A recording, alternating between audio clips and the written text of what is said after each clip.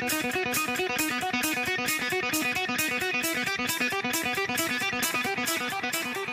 the first pick, Thunderstruck! Thunderstruck!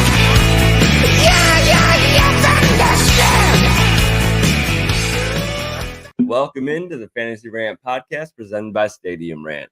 Stadium Rant is here to give all teams dedicated coverage. Make sure you check out the YouTube channel and all our socials for tons of great content. But here we are. We got the boys back again. Lee Cook, Mason Beck, and myself, Dan Baker. We are here to talk about injuries, unfortunately. It's an unfortunate reality of all of our situations. If you've made it this far into fantasy, you are probably hit by the injury bug in some way. So we're here to talk about the injuries that are happening, the players that are going to be impacted or benefit the most, and then also give you guys some cheap trade targets to go out there and try to better your team, as well as players to target that are still under 50% rostered in I use sleeper leagues across the board. But boys, let's get into it. We got a hefty injury report to get through. Luckily, not too bad on the quarterback side of things. Really, the only guys that have a injury to worry about is Derek Carr and Tua Tagovailoa. Tua is eligible to return from the IR by week 8. Doesn't seem so hopeful by the reporting. Last report states Tua is expected to play again in 2024 season. Great. Hopefully he'll play sometime for sure. Don't want to rush an injury like that. Don't want the player to be, to go down to a terrible concussion. But this team has been atrocious without him. Hopefully you can get back out there sooner than later. And then Derek Carr, he's got the torn oblique. He's listed as doubtful for Thursday's game against the Broncos. There's a possibility he could return in week 8, but more likely to be week 9, week 10 at this point. All right, guys. Biggest impacted players with the Derek Carr injury. We'll start off first. I honestly want to say after 1 week with the Rattler, I don't think it's going to change too much. Really, of anyone else, Rattler showed that I think he did like 240 passing yards, if I'm not mistaken, which is enough to definitely be providing enough for his receivers. It's hard to tell how necessarily him and Olave will do. Olave went out on that after that one catch where he fumbled. It ended up with negative 0.5. Very disappointing. Absolute bust. Would have been better to start someone on a bye, but I think Rattler showed it if he's in there, that he'll provide enough to give his guys good fantasy weeks. That says it all, though, doesn't it? Oh man, you could have started somebody on their bye and been better off. Cost me a matchup this week. The negative points. Yeah, it's that's tough. But yes, I would say personally, I think Rashid Shaheed has been the most affected by this. I think Rattler looks like solid for his first start in the NFL. But there was a clear connection between Rashid Shaheed and Derek Carr. And then last week, pretty much the only points Rashid Shaheed scored was off of the punt return touchdown. Other than that, he caught 1 of 7 balls for 11 yards. So that'd be the number one guy that I'd say is impacted from this. What do you think, Lee? Yeah, I mean, I would tend to agree, but now he's hurt, possibly out for the season as well. At least going to miss 4 to 6 weeks at minimum. I think he had surgery today. Alvin Kamara, he's still going to give you a nice baseline with the receptions, but his touchdown opportunity, in my opinion, is going to go way down. And I mean, with Shaheed out now, we don't know how soon Olave will be back. You'd expect him to really be the focal point, but without them being able to move the ball, lack of skill positions, it feels like, talk about a long month from where the Saints started, 2 weeks into the season, looking along with the Vikings like one of the best teams in the NFC, and they have just completely fallen off a cliff. They're going to have a new coaching staff next year. Dennis Allen is not long for that job. Yeah, that short stint at the beginning of the season where they looked, Yeah, everyone's worried about the Saints. Nope, no one's worried about the Saints. All right. Here we got a question coming in. Hey guys, three possible trade scenarios. Please tell me what do you think? Debo and Achan for Justin Jefferson and Kenneth Walker, or Kyron Williams. Please give me your feedback in each case. Thank you. All right. So if you are trading away Debo and Achan for JJ in either combination of Kenneth Walker or Kyron Williams, I'm making that deal as quickly as possible. I'm very much on the JJ side of this deal. Yeah, I mean, I would say that it's if you weren't getting a running back in return, and it was just Debo and Achan for Justin Jefferson, I think that's a huge win. That's a smash by itself. I would take Kyron over Kenneth Walker if he's giving you the choice, just because Charbonnet is a much better alternative, and even though they both have a bit of an injury history, Kenneth Walker just seems to persist. He's going to miss a few games every season. So give me Kyron. I agree with the Kyron over Kenneth. I personally think I would take Kyron Williams as the RB2 if I was to do a redraft right now. Hold on. I think reading it, maybe we read it wrong. So it's JJ or Kenneth or Kyron. Yeah, he's only going for one. I would take JJ for that straight up. Yeah, Justin Jefferson. You're right. There was two ors in there. Okay, I got you. Yeah, I would do JJ of them all, or if you're RB needy, I would go Kyron. Yeah, I mean, I would just lean more towards JJ. Just who's going to do, unless you're really bad at the RB position elsewhere, then I would say I would maybe go Kyron instead. But I'd say JJ on that for sure. Debo, he's going to have some inconsistent weeks. Ayuk is going to pick it up at some point. There's no way he doesn't. And Debo's just going to fall back a little more. So I like trading him away, trying to get Jefferson. Hell yeah. All right. And then he has a roster question real quick as well. I have to start one wide receiver, tight end, and two wide receivers. Mooney, McBride, Jordan Addison, Debo, Pittman, Juju. Standard league with only +1 points for 40-yard receptions. So really we're looking for yards and touchdowns here. I would personally go with Debo. I like Mooney's matchup this week. I think Seattle and Falcons game can be a shootout. Juju might have a case to make in a couple of weeks, but I'm not ready for that yet.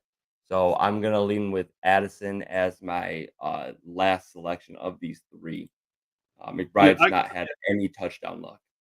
See, I was going to go I'm going McBride because I feel like he's going to be the safest of any of those guys. And obviously, not getting points per reception hurts, but especially if Marvin Harrison is out. The Chargers defense has been better, but they don't necessarily scare me. So I like McBride. I agree with Addison because of the matchup with the Lions defense. And you're going to have to score points to keep up with the line. I don't care how good the Vikings defense has been. They're going to have to score points to keep up with that Lions offense. The third one's a little harder for me, but I'd probably go Mooney as well. I think he's probably – and you don't really want to chase these 40-point receptions when you're only getting a point for them.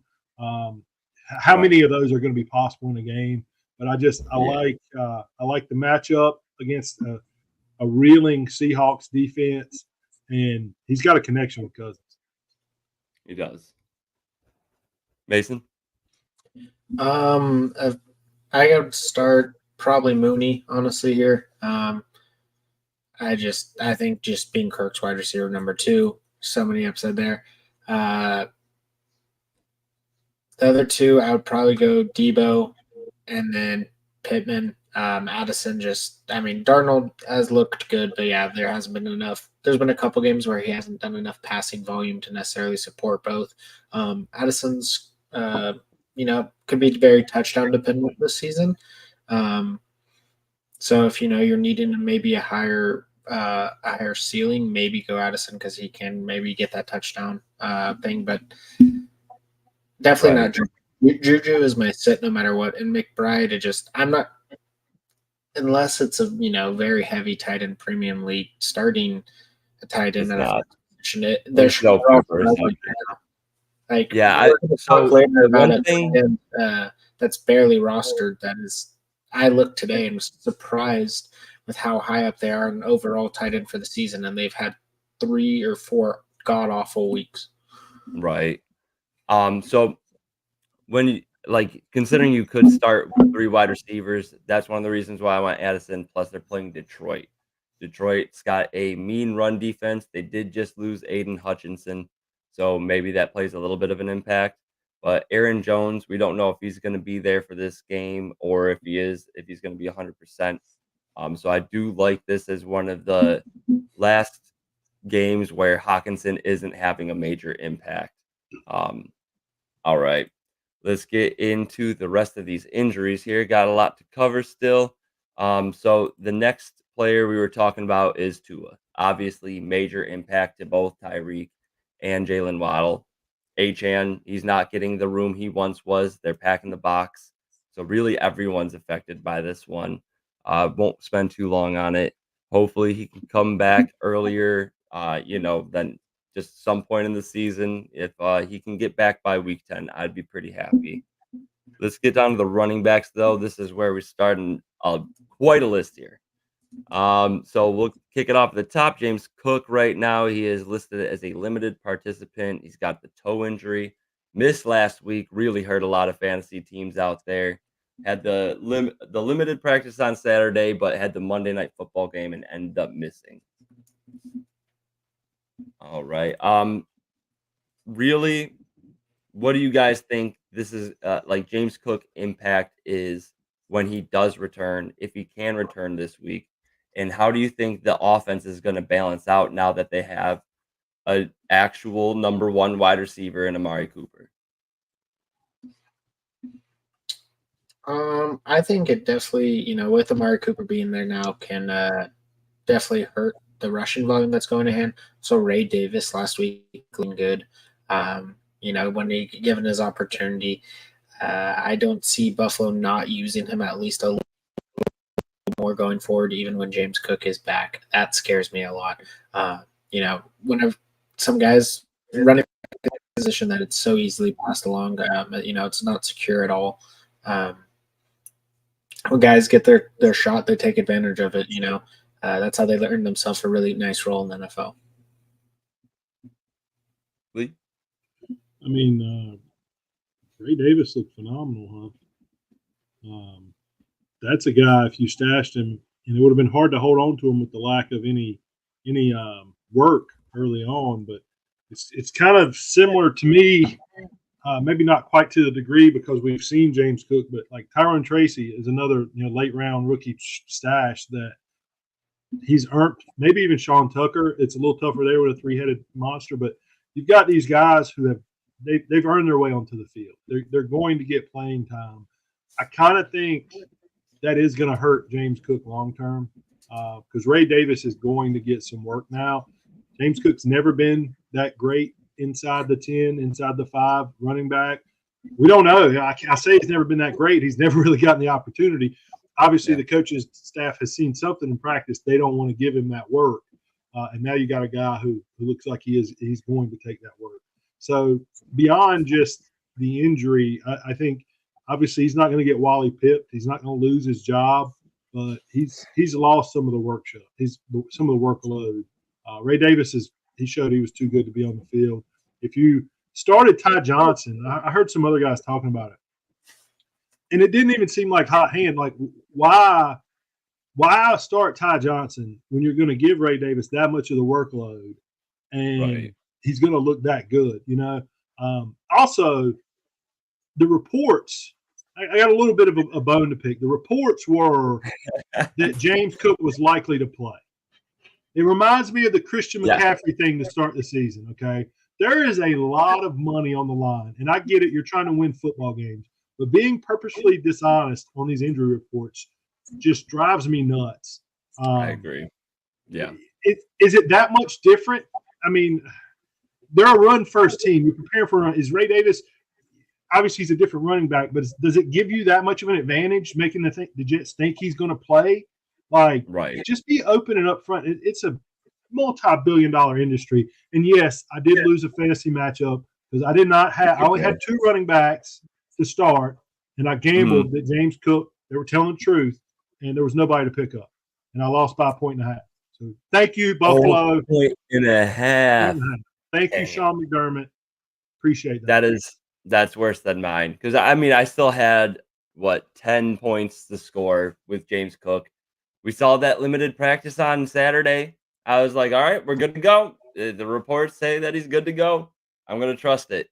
If there was any shadow of a doubt, then I would have went ahead, picked up anybody, played a guy on my bench, got the 10 points, and we would have been fine. So I don't know if you called it during the game, but the announcers, obviously, they had their production meeting. They tipped it off. They said, yeah, when we met with Coach McDermott, he kind of told us that James Cook wasn't playing, so we were expecting the backups. It's like, what the hell, man? You know what? You know who I blame for this? Ian Rappaport. Where are you? Yeah, where are you? Finding. What are you doing right now, guy? All right, so we gotta keep this thing rolling. We're 16 minutes in. Next one up. This one's a little bit more exciting. Jonathan Brooks coming back. 21-day practice window was open this Wednesday. He is going to be he is a limited practice participant on the Wednesday practice report, coming off that ACL injury, but looks like he's heading in the right direction. No setbacks. So you can expect him within the next 18 days or so. All right. Jerome Ford. Jerome Ford is considered week to week with a hamstring injury. On the other side of that, you have Nick Chubb returning from injury. He was a full participant in Wednesday's practice. Obviously, they're not going to give him a full workload right off the bat. Got to test the waters at least a little bit. They do still have Deonta Foreman there. So I think that he'll get the bulk of the carries, at least for this first week. But I don't think you should straight up drop Jerome Ford yet either. What do you got? I'm going to disagree. He was a guy that you picked up early in the season. You were hoping you were going to get that stretch, and he got some usage, but the offense has just been so bad. We talked about it in the pre-show. Hasn't scored 20 points. Now you're splitting the workload even more. Jerome Ford is the milk in your refrigerator that is past. It's not just past the expiration date. He's over a week past it. Do not drink that milk. Replace that roster spot. I hope no one will drink milk past an expiration. That's an expiration date. No, you can drink it up to a week after. No, are you kidding? Lee, milk. Stop. Yes. That's the sell-by date. Come on, bro. You smell it, and you can smell if the milk hasn't gone bad. But after a week, it's bad after a day. You smell that is bad. It's not bad instantly after a day. Bro. This is worse than the banana. The milk is the Browns offense as a whole. Fair enough. I can't even say anything about it. The Browns offense is atrocious. Deshaun Watson can, he can do something. All right. That's going to lead into what I was going to say. Radio right now. What were you saying? Drop Ford. The Browns are a terrible football team. I'm so sorry, Dan, but they are a terrible football team as of now. Whether it is just Watson or there's other things that are going wrong as well too. Let me ask you a quick question. If Joe Flacco was the quarterback right now, do you think we would look anything like we do? No. I don't think so I either. think you'd look a little different, and also there's no established running game. Maybe with Chubb back, the offense does improve, but it's Chubb coming off a gruesome injury, so you don't know what he's going to do. Right. And those are the two things that I was going to get into. The one thing that's weird, they listed them week to week, and then today's practice report says Ford was a limited practice participant. Oh, I'm sorry. I lied. That he wasn't in line to practice today. Regardless, if he comes back in 2 to 3 weeks, I still don't think we're giving Chubb the workload that he had last year. We just lost our top wide receiver, Jerry Jeudy. He's had a couple of flashes with Watson, but he doesn't have any connection there. We don't have a wide receiver with connection with Watson. Even Njoku struggled with Watson last year. So a lot of the times when we see that happening, the check down running back is the guy that's going to get it. We know Nick Chubb and Deonta Foreman aren't those guys. Even Pierre Strong Jr. isn't that guy. The only one that could threaten Jerome Ford's pass work is Nyheim Hines. and I think that's a long shot if both are healthy. So I think Ford's still worth rostering, especially if you got the free IR spot, but we know you probably don't with all these injuries. A little bit of a crazy prediction before we move on, Dan. You're getting a reunion next year. Bill Belichick's Okay. coming home. That's gonna No, be the final chapter. no, First chapter no. of his head coaching career. He's I coming home. Lee, I, I'm I already feeling a bunch of different types of way about the Browns in our season. Please don't throw that into the mix. there's no Oh possible man. chance that Bill Belichick would go to the Browns with No? Deshaun Watson there. With Deshaun Watson. Yeah, they've got to I get out of that contract. But just the defense. He's a defensive head coach. He could do wonders for your defense. Oh, real yeah. quickly, I'll hit both sides of it. He could, after such a storied coaching history, why would he go to the Browns? At the same time, he's never had to take such a shitty team to the highest of heights. So that would be the ultimate, the ultimate note on his career. and he got Could probably fired, right? He was put it up. fired as the Browns head coach the first time. So that's And I think he had one of the only winning like it was like yeah. one of 3 or 4 winning seasons. It was 8 and or He made the 9 and playoffs. 7, but in playoffs. Playoffs. All right, so we'll move on to the next one here. This one's a little bit more up in the air, but both Jonathan Taylor and Trey Surman did not practice on Wednesday. Not really a great running back behind them both. I do think that Trey Surman will get on the field. I don't think he left the game early last week. Probably just a rest day. I would hope Jonathan Taylor can get back. Trey Sermon is so inefficient. But outside of that, it's not a ton affecting the rest of the team. All right. So this one does have a big old impact, though. Travis Etienne. This was the one I was thinking of. So Travis Etienne got the hamstring injury, listed as week to week by Doug Peterson after the game. And then today's practice, he was a limited participant. So that's a little bit weird to me to be a Wednesday limited participant in practice. Wednesdays usually you get a veteran's day off. If you have any injury, they'll give you the day. Um, but he was limited participant. Maybe he comes back a little bit quicker. Maybe people who burned some fab on Dearness Johnston doesn't look like it's going to be your week, maybe. But if Travis Etienne does miss time, this last week we saw Dearness Johnson out snap Tank Bigsby significantly. He had roughly double the snap percentage that Tank Bigsby had. Do we think this is just a fluke and they thought Dearness Johnson can kind of fill Travis Etienne's role better?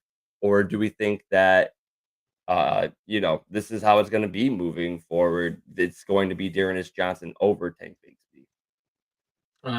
I think it's hard to tell. When there's an injury to your starting guy in the middle of a game, obviously game plan changes. You kind of try to throw some stuff in, just try to randomly, mix it up, see what you can do. And Doug Peterson's on the chopping block. I think if they didn't play this game in Europe as well as last week, that he wouldn't be their coach anymore. I think if they did come on, but I think if they lose this next week, that Doug Peterson will not be the Jaguars coach anymore. That team is probably even more disappointing than the Browns as far as expectations. I mean, both two teams are expected to make playoff runs potentially, but I think Doug Peterson, it's just going to be a wild card from now on unless, they really start improving. He's got to try something or his job's gone. So there's going to be no consistency, I think. Okay. I like Dearness Johnson because I think there's a good chance ETN gets traded, especially if he gets back healthy. Season keeps going this way. I think your owner, Shad Khan, steps in. I think ETN and Christian Kirk. ETN does have a fifth-year option that they could pick up, but that would triple his salary. With Tank Bigsby kind of progressing, it's kind of time to look at reloading and try to build for the future, get some future assets. It's not a bad thought. I didn't really think about him being traded, but plenty of teams have injured running backs. So let's get on to the next one here. Isaiah Pacheco, who's got that 6 to 8 week injury that happened around September 18th. He's his estimated time to return is roughly week 8 to week 10. Right now, moving forward, it's Kareem Hunt or nobody, right? Are you guys paying any interest to Clyde Edwards-Helaire coming back off the pup? Nope. No. All right, we'll move I on. mean, And that's maybe a one. little bit, but like Yeah. not. It's something to watch over, but I'm not like, oh, I need to add CEH to my team.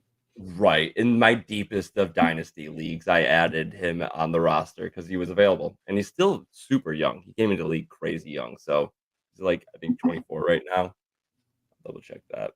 They took him But over yeah, Jonathan Taylor, right, that year? I didn't, but Mike Wright did.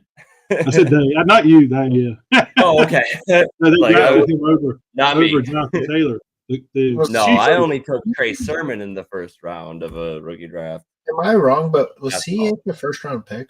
yeah. He was Yeah, the last. Jonathan Taylor was a second round pick, I'm pretty sure. Clyde Edwards-Helaire was the first round pick after Patrick Mahomes was drafted, and there was the whole report of like Patrick Mahomes wanted to bring him in to be the pass catching running back, and then they basically didn't use him that way ever. Devon Achane though, he got the concussion. Good news, he practiced full on Wednesday. Should be good to go moving forward. Not as good of news for Aaron Jones or Ramondre Stevenson, who both missed week 6. Both missed completely. Aaron Jones has the hamstring injury. I don't think they're going to rush him back. Older player with a hamstring injury. Probably going to take at least 2 to 3. And then Stevenson with the foot, that's a little bit more up in the air. Definitely monitor that report. Antonio Gibson did not do anything with the given opportunity that he had. Super, super inefficient. So if it's tough because they're playing Jacksonville, anybody can put up some solid points against Jacksonville's defense right now. But I would still say if you can start anyone over Gibson, even with Stevenson missing, I would start them. Any disagreements, boys? All right, we'll keep running it. Devin Singletary. Lee, why don't you talk about this one? Because I agree with your Tyrone Tracy take. Yeah, I just don't. Again, this is a team where they've been more competitive than we think, but Devin Singletary isn't the future of this team. They're desperately in need of playmakers around Malik Neighbors. Tyrone Tracy has absolutely carved out a role, and it is franchise malpractice if he's not the starter going forward. Now, it could be a timeshare. Singletary is still going to get some work, but Tracy in his first 2 starts has looked just phenomenal. He has pop. A lot of us, me, I can't remember how high you guys. I was pretty high on him, in the off season. I remember drafting him in one particular rookie draft, and Mason said that was the earliest he had seen him go. It's hard to invest too much, but with the way that offense is, he's a guy who should have a lot of run for the rest of the season and possibly next year as well. They did lose Thomas, their left tackle, is out for the season with a Liz Frank injury. So that hurts. Their offensive line was already bad. He was really the only good offensive lineman. Yep. So that hurts. But at the very least, he's going to get a lot of the passing work. We've talked about it. He was a receiver, but he's got pop in between the tackles. I mean, I was surprised at how good he's looked the first 2 weeks. I like that. I agree with that fully. I do think Tyrone Tracy does deserve the starter role, especially with where that franchise is, like you were saying. All right, so we'll send it back Lee's way. Brian Robinson Jr. He missed last week with the knee injury. Eckler didn't necessarily produce how I thought he might, especially in a game where you're playing against Baltimore. You're expecting a lot of points to be scored, and Eckler to potentially be involved pretty heavily in the passing work. Still had a solid day, but none better than his normal RB2 production so far in the season. Sitting at RB32 on the season right now. Brian Robinson Jr., is there any worry about this injury lingering throughout the season, Lee? I don't think so. And I think some of it was honest. I've heard some talk that if it were week 16, 17 game to win the division or make the playoffs, he would have played. But the game plan was never going to be to run the ball a ton. Ravens have the best run defense, in the league. It's early season game. They were very, very deliberate to not make this game bigger than just that single game. Everybody kept wanting Dan Quinn to say it's a measuring stick. He wouldn't. He said it's a good game against a good team, but everyone, coach speak, every game is just as important in the next. And outside those division games, he's right. But I think Brian Robinson, he's limited. He's been limited in practice, limited today. I think he's very likely going to play. Ideally, I do expect that Eckler and Jeremy McNichols, who's that deep bench pickup possibly against this Panthers team. If the game goes how we're hoping, I don't expect Brian Robinson to get a ton of work this week, and it might be a situation where they do give him one more week just because the Panthers have been so putrid, and ideally you can beat the Panthers without Brian Robinson. But I think long term, they're going to be able to take enough workload off to where when the game's really important, we're in the more divisional games and late season games, he'll be there. And the way the offense is clicked, kind of why I was so high on him in the preseason, he's just going to get a ton of carries inside the 10. Yeah, no, I think that's a strong point too, though. Holding him out because you guys do have hopes moving forward. You guys should win this Carolina game. Chicago might be a little bit close, but then Giants definitely winnable. Pitt, down the road, Tennessee, New Orleans, Atlanta, all very winnable games. So starting off hot, it has you guys put into a position where maybe Robinson needs one more week to ensure he comes back 100%. Yeah, and the division looks wide open. The Cowboys are a dumpster fire at the moment. The Eagles are not right. We'll see how the division goes. But right, yeah. Mason, you're next up here with the Jordan Mason injury. We'll throw Christian McCaffrey into the mix as well. Jordan Mason had the shoulder injury, left early last week. We saw a little bit more Isaac Garendo. So yeah, I was happy with how Garendo performed in his limited work. I think that we knew that's basically the kind of back he is. He's going to explode if given the hole, but if not, he's not going to necessarily pound the rock through the hole like Jordan Mason will. Jordan Mason's that dude.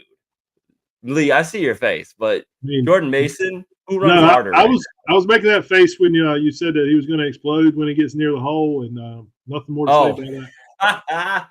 I didn't even put two and two together. Yep. Yeah. Honestly, though, my kind of impact of the Jordan Mason injury is it sucks if you have Jordan Mason, but if you have Garendo or picked him up, start him. He's going to be a great running back if he is our starter for a couple weeks. Whoever is the starting running back in Kyle Shanahan's offense is gonna produce in fantasy. Just start him. There's honestly I that's all I need to say. I think just there's a track record of it that the Niners always produce rushing yards. And Purdy's not necessarily a running quarterback, so it's always through running backs. Whoever is Mason out though? I feel like Mason's still going to start this week. I think he is more looking like he is going to play because it was just a shoulder injury, if I'm not mistaken. But yeah, either way, whoever starts. Obviously, if you have either one of them, if whoever's starting, throw them in your lineup. Tough matchup though. I downgrade expectations. Yeah, I'm not honestly I just think with the way the Niners run, just the way the offense is, no matter who they play, a running back's always a solid start. It may not always get great numbers, but is always a solid start. So who would you guys start this week? Jordan Mason coming off of the injury or Zack Moss? Zack Moss is playing against Cleveland. Bear in mind. Let's say they're both healthy, though. Let's start Zack Moss. I'm just scared of Jordan Mason that he re-aggravates it, and then you end up with one of those, 3 carries for 10-yard games. Right. Mason? I'm gonna just go ahead and say Jordan Mason. We're playing the Chiefs. I was curious if you would go with it. It's, 'Cause I know Chiefs. on top It's of being a Chiefs. Niners fan, you were much more on the Chase Brown side of things than the Zack Moss. I wanted the But soundbite, but we didn't get him. Lee will plan again next week. also, All though, right. it is Chiefs week though. I think the Niners they're not gonna play soft at all. It's gonna be full pedal to the metal. We can give the Chiefs their first loss. I mean, it's not gonna make up for the Super Bowl, but oh my God, would it help heal me a little bit? And then, I mean, I don't know if you have any more news than I was able to find on this. Christian McCaffrey, the last thing I've heard, Coach Kyle Shanahan said this past Friday that McCaffrey won't return to practice next week. So this week that we're currently in, he won't be practicing. Sounded like week 10 was the last I heard with any prediction of when he would come back. Did you hear anything differently, Mason? I haven't really been hearing like a ton about it. And, being a Yeah, Niners is the thing is like it's such a weird situation because there's not really a ton known. Like, you know, it seemed like such a small injury, but it just seems like it's getting worse and worse and worse. Like, I would not be surprised if after next week they're just like, oh well, actually, it's going to take a couple more weeks, and this thing just keeps getting delayed and delayed and delayed. yeah. Um, Right, because like they just extended him. It's an Achilles injury. You really don't want your running back to have to go through that if you can avoid it. Um, but man, oh man, did it suck having the 101 in 3 leagues this year. oh First yeah, time I had it in 3 leagues, and I've had 10, 11 leagues for the last 2, 3 years. So I've had multiple people ask me, my friends who have McCaffrey, just like, oh, what do I do with him in a redraft league? And I'm honestly just like, I don't know, yeah, it's tough, because man. It's you're not gonna sell tough him for money. a high price, but like it's better than nothing if he doesn't come back until like week 17 or something. Right, I feel like this dead time in the news for him is probably the best time to go and try and sell high on him, because if it takes one more report of them having bad news around week 10 and he's not playing the rest of the season, the downside is if he does come back, you lose out on a potential game-winning, league-winning running back in playoff time. I heard this could be a They retirement injury. This could be the end of the career. man. And I'm not even joking or trying to poke Mason, but No, I know. The thing about like it's just the type of injury it is, his injury history, how secretive it kind of been. Like people are like, oh, it could just be something that like is just not healing right. He'll be 100% for sure next year. We don't know. Like he went to Germany for a Right. Achilles specialist. Yeah. Like we don't know. We just signed into this fat deal, and I wish Niners. anybody thought my body was important enough to send to Germany for repair. Yeah, Generally, I'm just like on the couch, like when's hungover. the last time you heard of a player going to Germany? Doesn't happen. Going to Europe for They an usually go Achilles? to Kobe, like. Kobe Bryant. Well, did he go to Germany? It was Germany, or I'm pretty sure it was Germany. He went somewhere for can't remember the treatment, but I do remember him going. Okay, I do feel like I Didn't he remember also have an Achilles injury? possibly. I think I want to say it was Kobe like a also stem had. cell treatment or something he had. I'm looking it up right now. It had. We need. Yeah, it's. I typed in Kobe Bryant injury to be non-biased, and it says traveled to Germany. So, for platelet-rich plasma therapy on his right knee, recovering from a torn Achilles. So, only if you're Christian McCaffrey or Kobe Bryant do you get to go to Germany. Uh, It's a serious injury, dude. They're like they hey, need the best. everybody out there medical care. complaining, just be better. Be better. Be Kobe Bryant or Christian McCaffrey. Let's move on, boys. We got Najee Harris next up on the list. We'll pair it up with Cordero Patterson. Harris has the ribs injury, didn't practice on Wednesday. Played last game. Warren's worn down. I don't think he's making much of an impact this year. Just has been super inefficient, and that's not him. We know him at full health. He is a super efficient back. Cordero Patterson didn't practice again. I do think he would for real NFL reasons, he would be a nice complementary piece to this running game. Offer a little bit of a switch up in the style from Najee Harris. However, neither one of them are really exciting to start. Najee did have his best start of the season so far last week, but it's not encouraging that we got this change to Russell Wilson. I don't understand why they're switching it up after their most dominant win of the season. Um, doesn't make sense to me. But Mike Tomlin, as much as I hate the Steelers, I know Mike Tomlin knows what the hell he's doing. So Tajay Spears, he is gone down with a hamstring injury. I would say this makes Tony Pollard pretty interesting to start, especially with how bad the passing game is in Tennessee. They go up against Buffalo. Buffalo is a bottom 5 ranked run defense. Fire up Tony Pollard, but watch out for Tajay Spear in that hamstring.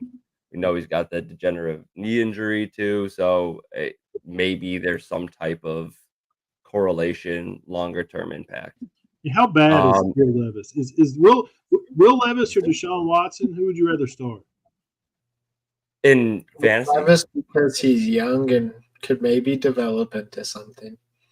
Either or. Fantasy are we talking fantasy? I thought you were talking like real life perspective. In fantasy, I think either way, if it's super flex, I might be starting a wide receiver. It's so hard, man. Like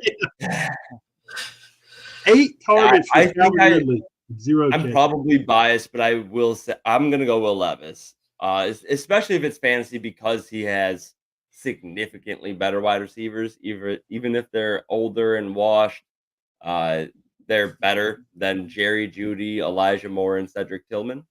So I would take that. And Levis also takes the shots downfield. Whereas if Watson throws a pass beyond 10 yards, you already know it's incomplete. So, it's a bad situation either or. Lee, did you weigh in? I would start Levis just because there's still hope. I've lost all hope with Watson, but they're both really bad. Yeah, they're really bad. Stunning analysis from Lee. Really bad. They're both really bad. Really bad. Honestly, No, I came to a realization today. I was opening cards, as I do. Last year's quarterbacks suck besides CJ Stroud. It's fallen way off for sure from the way it was. Yeah. I mean, I still think that there is hope for Anthony Richardson because I went into his career understanding that he had like 10 games started in college. That's going to be a longer learning curve. But NFL doesn't have patience for a long learning curve. Lee, you did talk about at the beginning of the season. He could be out of the league.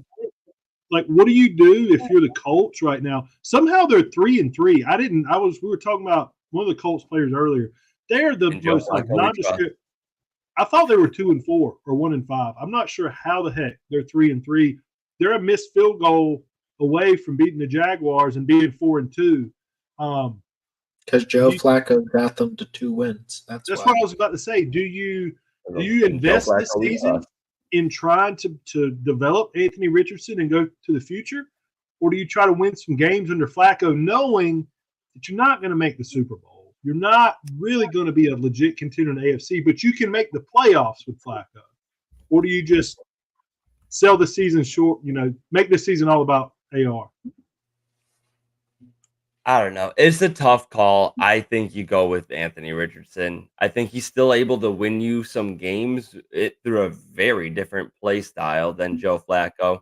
And that's the thing. When all of the wide receivers on this team are healthy, they are good enough at their roles for a pocket passer to have a ton of success. That's not going to be Anthony Richardson, even if he really does get to even the level that I have the faith he could get to. He's just not the sit back in the pocket and pick them apart type of player. So Dynasty, I'm saying sell high on Josh Downs, Michael Pittman. No, you're not going to get anything for Alec Pierce, but I would say sell high while you still can, if you can. Received a trade for JS. All right, I received a trade for JSN and Eckler that they are trading away. So he's sending JSN and Eckler. I think it's saying the guy who commented has Jason and Eckler, and someone offered him Achan. I would They say are no. trading away. Yeah, If you have Jason and Eckler, no, definitely not. Jason's, doing pretty solid so far. I think it's going to continue to increase throughout the season. Eckler's been, not great, but he's been a solid RB3, back end RB2. I mean, when he's been healthy, Eckler's done good just because of in PPR leagues for sure. At least that is because Eckler's going to get that work in the passing game. And HN with the injury wise, Mostert, even Jalen Wright maybe getting some work. I think there's just too much uncertainty. HN's going to have those weeks, but just with the injury, who knows? He was injured last year again, could easily get re-injured. I would just say Jason and Eckler's the better side. I disagree vehemently. Yeah, I guess I'm going on the other side. I'm going to assume that you have pretty good depth. Obviously, Eckler was a late-round pick. JSN wasn't that early. Assuming you have just any sort of depth to absorb this trade, you play to win. You're trying to get first place. You're not trying to slip into the playoffs. You're not trying to be a third-place team. JSN and Eckler aren't going to win you a league. In a best-case scenario, Achan can. Yeah, no, I agree with you. In the first 2 weeks, while they had a healthy Tua, Achan 19.5, 26 points. I know this whole Tua situation is super shaky, but if there's anybody who can make a lot out of a little, it's Devon Achan. All he needs is one open hole in one game to make it worth your fantasy week. He will also explode when he gets near a hole. I guess if you do have good depth, then put that on the background right there. like they're making good points. Like if you do have good depth, then maybe more leaning towards it. But like me just thinking without general rosters, most people don't necessarily have the depth to get with how many injuries are going up around right. Like, all we're doing is talking injuries today, so it's easy to get in that headspace of you're probably screwed with injuries, is what I was gonna say. So I get the replacement, and to your point, Mason, in a half PPR format, Eckler has scored no less than 8.2 points in any game he's played in.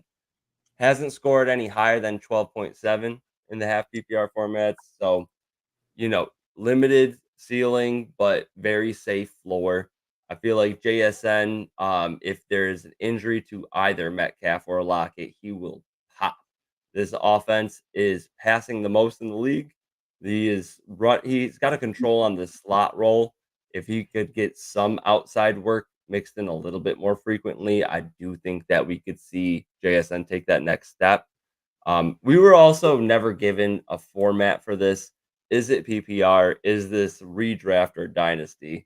That would be very important. If this is dynasty, go take JSN as soon as possible. All right. Let's get into the rest of this, boys. The running backs really didn't have anything too pressing after that. Rachaad White was the last name we need to bring up. Has the hamstring injury. If the most recent reports after the last showing, both Sean Tucker had a very solid day. Bucky Irving has been proving himself. The coaching staff is now saying that this is a three-headed monster, basically. Not ideal for fantasy. If you are taking one running back of this group of three, who are you guys taking as the lead fantasy? Who do you want in fantasy out of these three running backs? Bucky. And I don't think it's particularly close. I mean, I've been talking high about Bucky for a couple weeks now. I've been trading for him So glad I finally did last week because obviously Sean Tucker went off. That's not going to happen every week. There's no way. Sean Tucker might honestly get some more work now. Yeah, I like Sean Tucker pre-draft a lot. Yeah, like he looked good, but like honestly, like Rachaad White has never been an efficient runner. Ever. His fantasy work has always been through just passing work, and last year him being the only running back really there. Bucky Irving has shown a lot of promise through his first couple weeks. Sean Tucker went off last week. Why would you really give the ball to Rachaad White anymore when he's averaging like 2.5 yards a carry or less or something like that? Last time I looked at it, it was terrible. It might have gone up a little bit, but it was bad. Why would you hand him the ball anymore? Bucky Irving and Sean Tucker, I think Rachaad White this week just kind of kicked Rachaad White out. Bucks looked good. And why would you change it up when you got these two guys that are looking way better on the ground than Rachaad White ever has in his career? I don't know, man. Is 51 points enough? Like, can the Bake Man look too good? Bake Man was baking. Is baking. Dude, he was baking everything.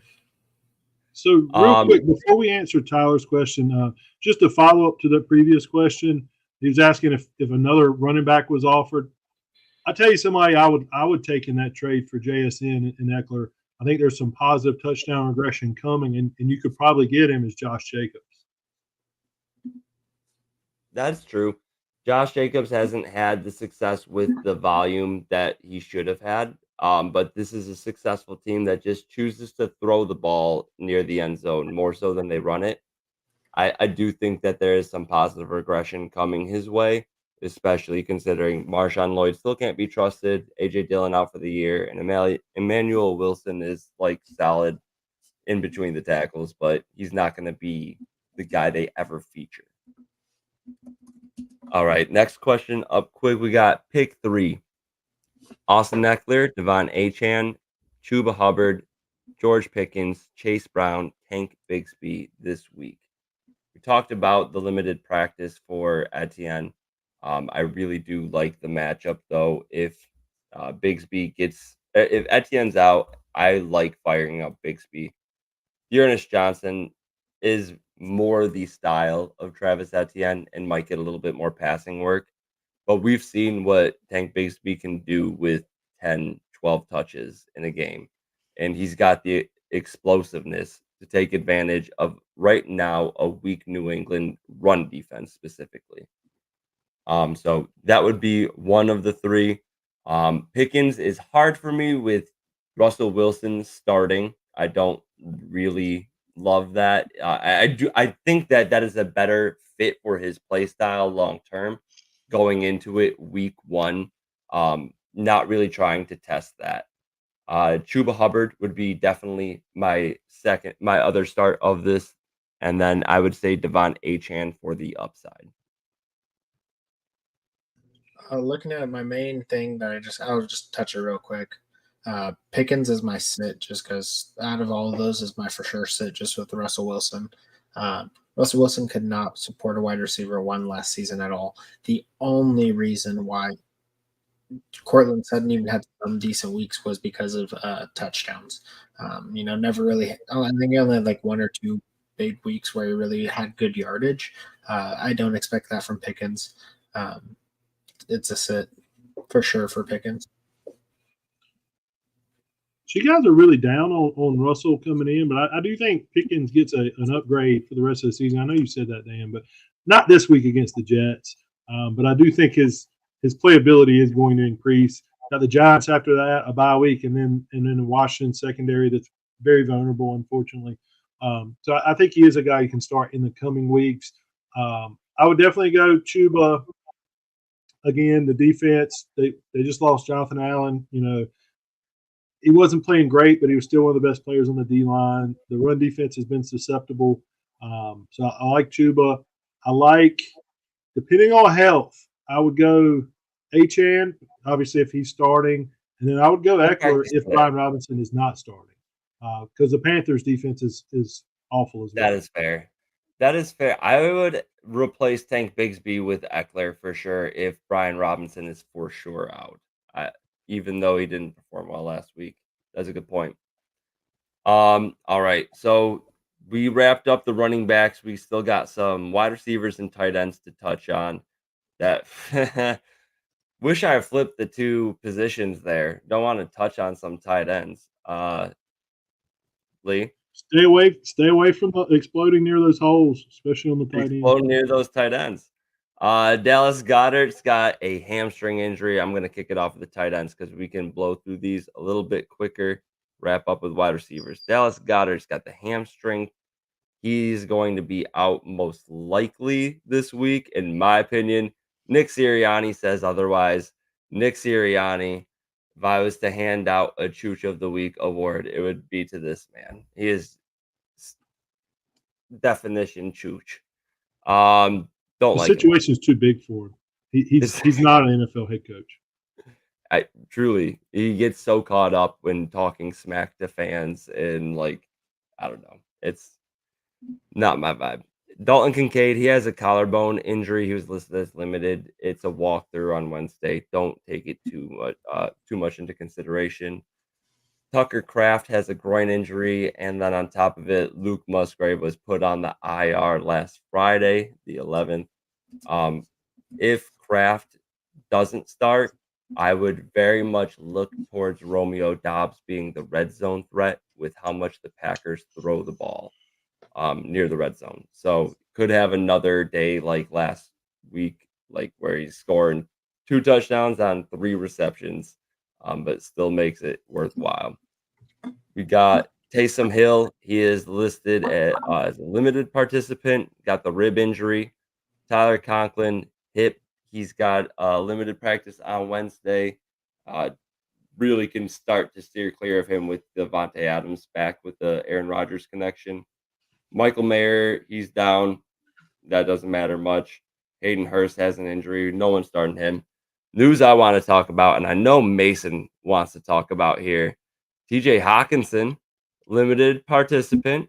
He had the practice window open up heading into week 5. So I believe he has to be activated for this game, right? Or does he have one more? When was he activated? 21. That's the thing. It's a 21-day window. October 16th is the note from today. I'll find it in a second. I'll go fact check that for a second. But talk about it, man. You've been waiting for your tight end 1 in Dynasty to come back to it. I am ready for him to come back. But Profound. that said, when he does come back, I'm not expecting a ton the first couple weeks because, like you said, they activated him. They're on that timeline to kind of, they have to get him in. I don't think he's necessarily going to be 100% for the first couple weeks. With the injury like that, I think it's going to be very slowly eased in. Wait until, honestly, I was going to talk about it a little later, but I'll kind of say now, wait until he has, unless you can get him cheap right now still, but wait until he has one or two bad weeks of him playing, which he'll probably start off slow. People that have been holding on to him all year are going to be just like, oh, I'm over this. He finally came back. He sucked. They're going to be willing to move on. He's going to, at some point, he's not going to finish as a top tight end necessarily this year. He might not be putting up tight end 1 numbers even in playoffs for fantasy playoffs, but he's going to be a consistent guy at some point this year where I think he'll be a good guy, target. I'm so ready for him to return. Sam Darnold is going to feed him. Tight end 1, baby. Let's go. If him and Aaron Jones can get back to full health, and Jordan Addison looked like himself last year, this could be a scary offense where no one gave Sam Darnold the time of day. Maybe they'll give us some type of Geno line. Lee, real quick, you got something on the TJ Hawkinson return? It'll be a while, and we'll see. Like I said, I'm not fully bought in. I feel like perfect scenario, perfect situation, but Sam Darnold is going to Sam Darnold at some point. There's still that feeling. I feel like maybe the O'Connell system is just a little bit more simplistic and easier for him. But we will talk a little bit more about that on the second half of this podcast. We're going to be talking about more injuries. We still got some trade targets and players to target that are under 50% rostered. Thank you guys for joining us out there in Atlanta. Let's see what we got here. Thanks, fellas, for the comment. You are welcome. All right, let's talk about the last tight end. Evan Ingram came back hot and heavy. You guys, who would you take above Evan Ingram rest of season? Tight end position. Yeah, Kittle. I think that's fair. Actually. Kittle's got a touchdown every week this season except week 1, I believe, that he's played. I'm still waiting for the inconsistencies to come because that's happened more seasons than not. But right now, he feels like the only consistent piece of this offense. Yeah, I mean, that's why, like, I just think, I mean, Debo's, since he had the year where he played a lot of, running back, he's had a lot of inconsistency since then. He's not really doing anything. Obviously, the running back position without McCaffrey there, that forces the ball to go elsewhere. And the defense really not being as great as it was is forcing you to throw more often too. Oh yeah, I mean we definitely are throwing the ball a lot more, I feel like, than usually. Obviously, the run game's still looking great at some points, but yeah, I believe you guys had the least pass attempts in 2023. So nowhere to go but up. Right, I know we were very low. I believe it wasn't the lowest percentage, but it was the lowest attempts. But I would maybe say Kelsey, just because, with all the injuries kind of going on. He's had a good last 2 weeks, if I'm not mistaken. Starting to come back into it with Rasheed going down. Yeah. After that, I would still say Laporta. I still think, that really is going to, hasn't done what we've been wanting them to do yet. Last week he got that touchdown. But I think that's still this team's going to continue to get going. Lions, I think the second half of the season, Lions are really going to be back to what they were last year. If we look it up in the last 2 seasons, I might be wrong about this, but like slower starts, if I'm not mistaken, where it's not like instant bang, bang, bang. Like they were good last season, but I believe they really more found themselves in the second half. Also, that injury to Aiden Hutchinson is huge to that. That's what I was going to bring up. Yeah. I feel like this team is so well-rounded that they haven't had to lean on Laporta like they did last year. Jameson Williams has stepped into the field stretcher role, this guy that is so explosive. Amon-Ra St. Brown and David Montgomery are just reliable people who will get it done between the tackles and short and intermediate routes. And then Jahmyr Gibbs can, again, do the same thing Jameson Williams does, but from the backfield. Laporta is just not as necessary anymore, but it's also just like, hey, we got a mismatch. We want to take advantage of it. They can do that whenever they want to. I would add two certain weeks, if you get the right matchup, he's going to go off. It's just scary because what you just said, I mean, it's a run-first offense. They've got 2 great running backs. They just re-signed Montgomery, so you're not going to get that Gibbs getting it all to himself, but the offense works that way, and they both eat. Jameson Williams emerging. I just don't know if there's enough pass volume. I saw a number. It was like, and it was before this past game, but the number of targets he was on pace for, I can't remember it, but it was shockingly low for the season. I think he was on pace for like 50-some targets prior to this past game. Jameson Williams threw. No, Laporta threw last week. Okay. The pace for his targets. His target. Yeah, it is insanely. He's caught almost every pass thrown to him, but it is incredibly low right now. He has 15 targets through 5 weeks, so that's what, 3 a game.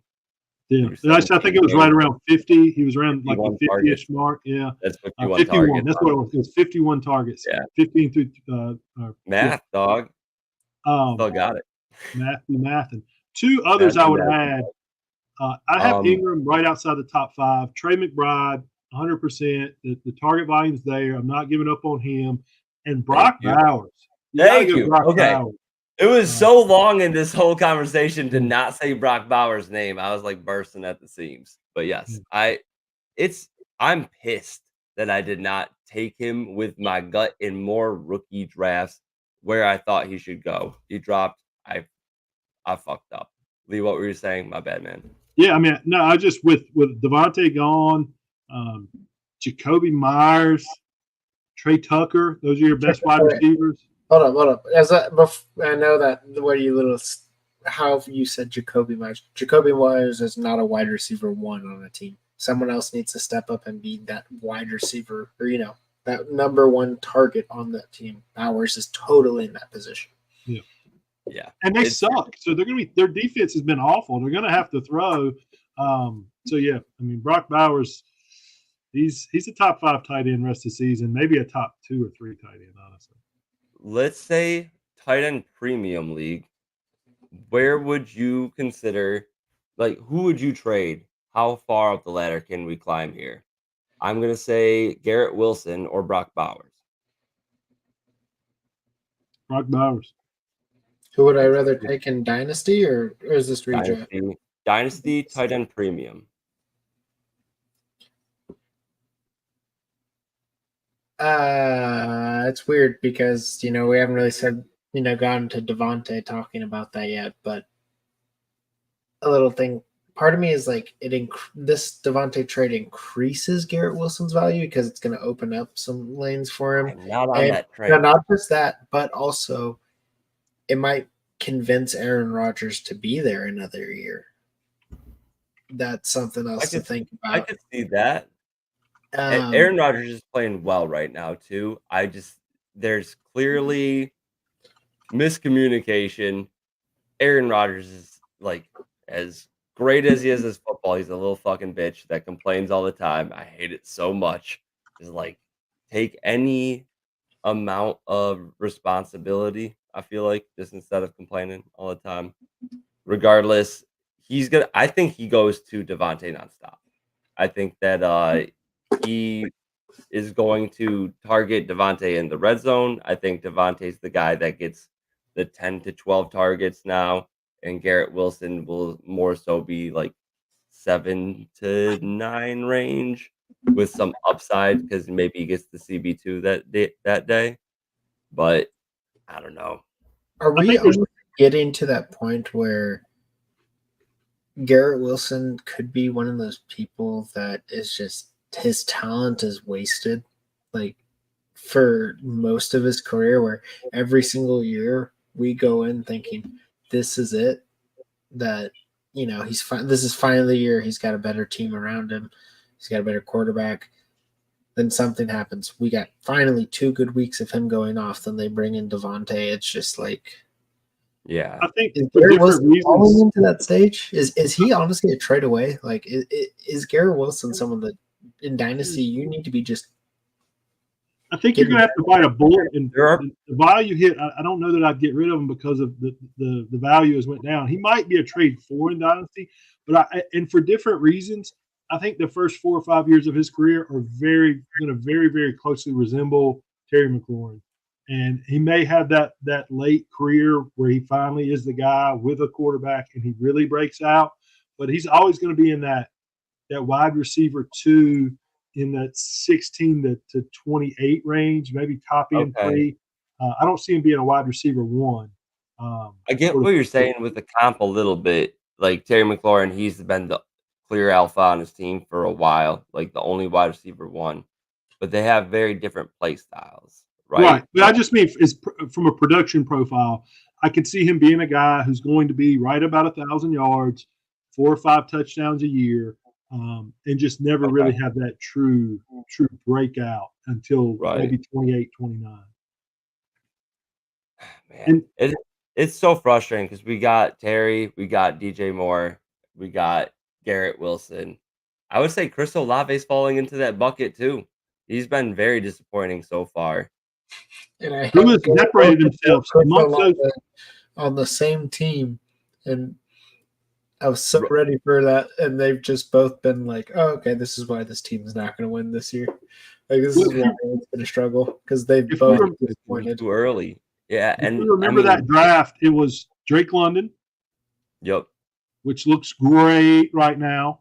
Mm-hmm. Somebody here was Because he's a USC wide receiver. That's why. Drake London, Olave, Garrett Wilson, Jamison Williams. Yep.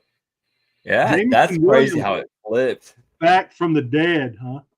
Yeah, seriously, I traded away Jamison Williams last year on a contender where I lost Nick Chubb. At the time, David Montgomery looked like he was going to have at least 3-week injury, and then who the hell? Cam Akers, J.K. Dobbins, both out for the season. I was desperate, and now I regret it more than ever. I want Jamison Williams back on my team, man. Yeah, All right. There's a couple Right. teams where I have Jameson Williams, and after the first season, I was like, nah, I got to hold on to him. And after 2 seasons, this last offseason, I was like, oh, I got to sell him. But nobody was giving me a good price.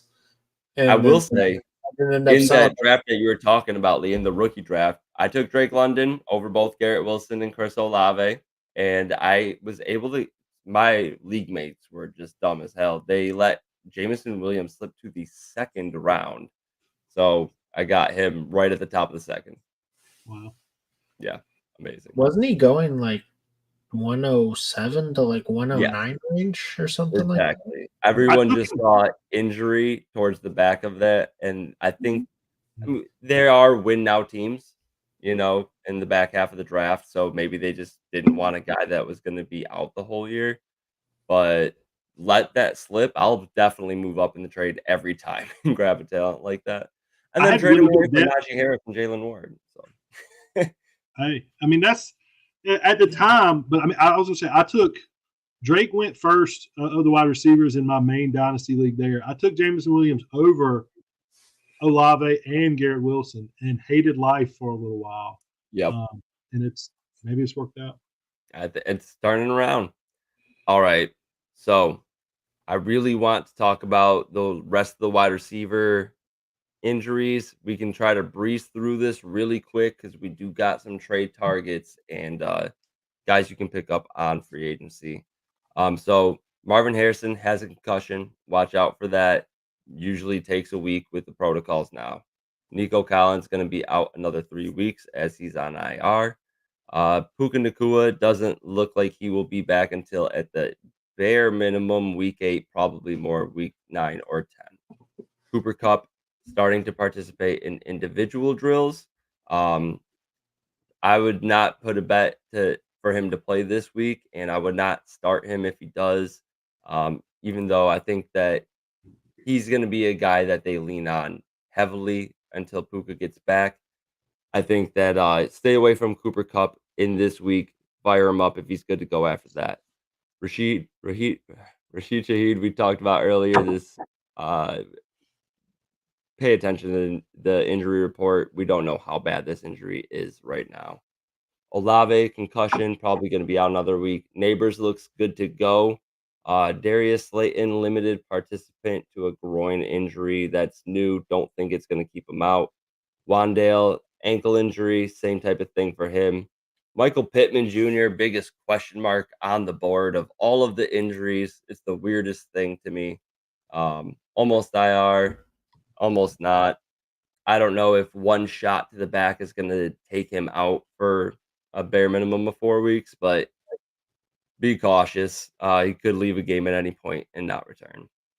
Josh Downs, toe isn't practicing. He looks really good right now, but I would say if Anthony Richardson's starting, I'm not trusting him. Dontavian Wicks, you're not starting him anyways. He's got a shoulder injury. Christian Watson, ankle injury. Jaden Reed, ankle injury. I think both of them play. They looked fine last week. And then after that, really the biggest of them, Deebo Samuel. He's got a wrist injury. Mason, I didn't actually hear anything about that. Do you know anything about this wrist injury, or is it just like a Wednesday veterans rest type of thing? Sorry, the wrist injury about from Deebo. I haven't heard anything serious. There's nothing that's really struck major concern. Obviously, wrist injuries are weird because Right. if it's a little hurt, all it takes is one bad fall where he falls on his wrist. So it's a little Completely, yeah. worrisome that it could get re-injured, but I'm not worried about it making him miss this week or anything. Cool. Yeah, I didn't hear about it until then, so I was just curious about that. But we got Ricky Pearsall coming back. Hey, he's coming back off the pup. Don't Window's been start him back. because there's Jawan Jennings, Brandon Ayuk, Debo Samuel, George Kittle, Kyle Juszczyk, Jordan Mason, or Gorindo in front of him. Very true. There's a lot of people in front of him, but you got to be pumped to see the rookie, your first round pick. What a great use! I want to see of a first round pick for a team that's trying to win a Super Bowl. What a great use of a first round pick after the defense is falling apart. Well, we can talk about that later. All right. Great counter there. This discussion will go way too long. We can discuss that later. And then the last thing I wanted to talk about. Jacoby Myers looks like he's going to be good to go. Devontae Adams, though, it's the hamstring. We all knew it, but he's officially planning to make his debut on Sunday. Hamstring so much better, so quickly. All right, let's get into our trades. We are going to try to tie this in as quickly as we can for you guys. First trade target on the board. We got Mason with his quarterback trade target. Somebody you can get on cheap here. It's not necessarily going to be a cheap price, but I think cheap for necessarily who they are. Yeah. I'm going to say Mahomes. Been very disappointing fantasy-wise. That is a hard name to ever get cheap for sure. Yeah, it's weird to say near cheap, but when you're talking about who Mahomes is, this may be one of the cheaper times you will be able to get him in redraft. At least in Dynasty, the value doesn't really change much. But in redraft, he's someone who you might be able to just get. Mahomes has one of the solid floors. He's gonna have some big weeks. They haven't really needed him to yet. The team just plays solid. This week against the Niners, I'm expecting it, whether the Niners win or not, to be a pretty close game. Mahomes could have a good fantasy week. There's going to be some tough games going forward, and I expect them to really need him to start producing a lot more. Right now, you're going to still have to give up a good amount, but cheaper than what his value probably really is. You might be able to get that in a couple of your leagues. It's not my trade target. Honestly, I think the name value still holds too much, and he's QB 22 right now in 4-point passing touchdown leagues. That's not great. I hear your argument for sure. I just feel like I don't know. I don't want him on my team right now, unless I'm talking about the Browns. Which please give me Patrick Mahomes for Deshaun. But I don't know. Still, as an example, so you think that he's not going to go off the rest of the season? That's what you're saying, right? Yeah. So you wouldn't trade for him. Just like he didn't last season. Okay, so, but when you're in fantasy and you're playing against someone and they have Mahomes and you see that, are you like, oh crap, they have Mahomes? I'm truly not scared about it anymore. I would have been for the last 3 seasons, before last year, but I right now he's not putting up any numbers. He doesn't have Rashee Rice. Travis Kelce is an explosive. He's talented. He can still get open, but he's not going to be the guy that goes for 8 in 120 anymore. He's going to need 10 targets to maybe get 100. So I don't know. That's a little bit over exaggerating, but you get what I'm saying. It's just not the same explosive offense it once was, and they don't need to score points anymore. Yeah, but they're going to get challenged at some point, man. They're going. This is to your point. This is a good game to do it. San Fran, their secondary is questionable right now. Yeah, I mean, there's a lot of questions in the secondary. I mean, the whole defense is kind of a little iffy here. Right. Carson Scrubs the defense is not that lockdown defense that it's, when you think of Niners defense the last couple of years, it's not that anymore. I feel you. Unless, it can turn around, but, as of now, it's not that. Yeah. I'm gonna hit mine real quick. Sam Darnold. It is funny. I said roasted in just 64% of sleeper leagues. Meant to say rostered, but he should be roasted as well in 64% of your leagues if you're not doing that already. He faces the second easiest schedule for the next 4 weeks: Detroit, the Rams, Colts, and Jags. All four are bottom half defenses. And all 21st, 29th, and 32nd for the latter three. Sam Darnold was the QB4 heading through week 4. After 4 weeks, he was QB4. He then had a terrible week 5, which dipped his numbers, had a bye week. So if you're looking at the totality of the season, it looks like he's worse off than he is right now. I think you can get Sam Darnold on the super cheap. As far as starting quarterbacks go in redraft, like single quarterback redraft leagues, you really don't need to even make him the focal point of your trade. So TJ Hawkinson, we talked about it. Practice window opened. Jordan Addison has played 55% of snaps in just 2 games. And Aaron Jones, even though he's injured now, bare minimum should be back by week 9 or 10. I think this offense is good to go. It should be sooner than that, but bare minimum week 9 or 10. You don't think so, Lee? I mean, maybe, but it's scary because of how injury prone he's been the last few years. Right? Yeah, hamstrings have been a problem for him specifically too. It's we're heading into week 7. Missed last week. I think he'll be good by week 10. But anyways, I just think that he is going to be somebody you can get super cheap. And if you're somebody that's been hit with an injury bug, go out, get him. Schedule and talent around him is, worth the value. I'm scared of Darnold. I'm still scared. I'm just like I Yeah. said, it's Halloween. Halloween's coming up. He's just gonna turn into a big orange pumpkin out I there. didn't factor in Halloween ghosts, bro. I take back everything. So mine is a risky one, obviously, but again, we're kind of looking for guys you can get cheap. There's a lot of uncertainty around Tua, but I think especially anybody that drafted him as a QB1, they've had to find a replacement by now. They're probably not doing well.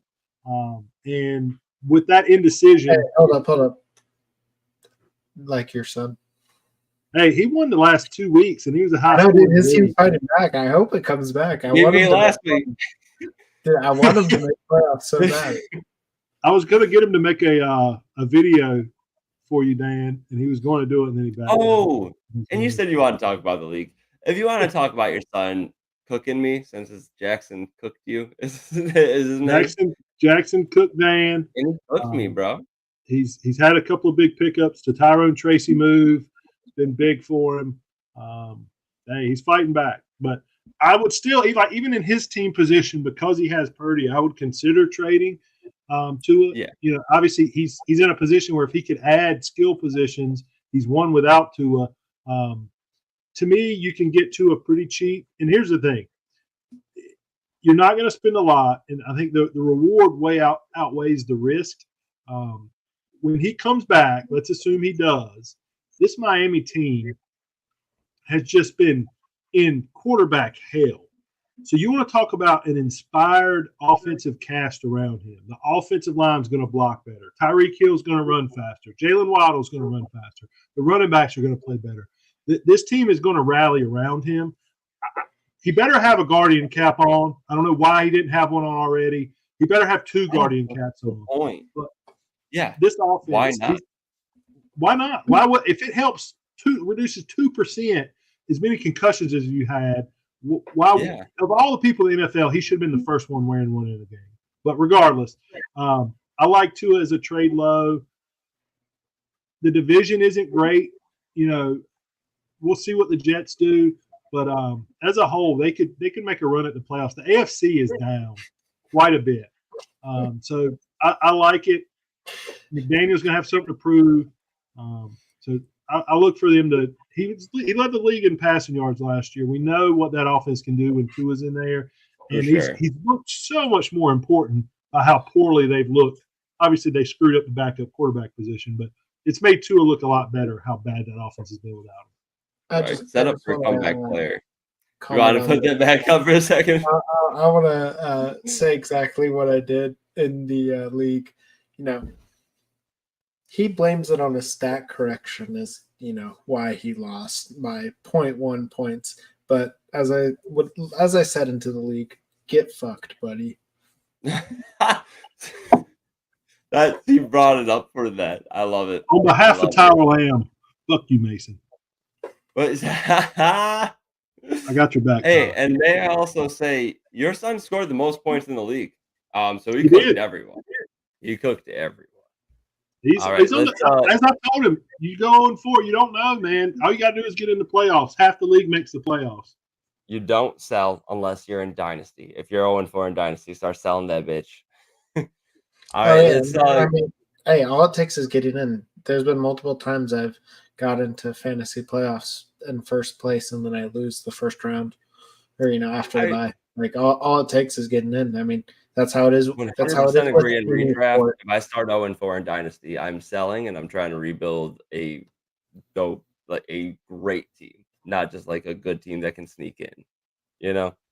So I've got a situation. Maybe you would go ahead and rebuild, and I am trying to trade a couple of older players, but I've started 1-5. I've lost several matchups by a point or two.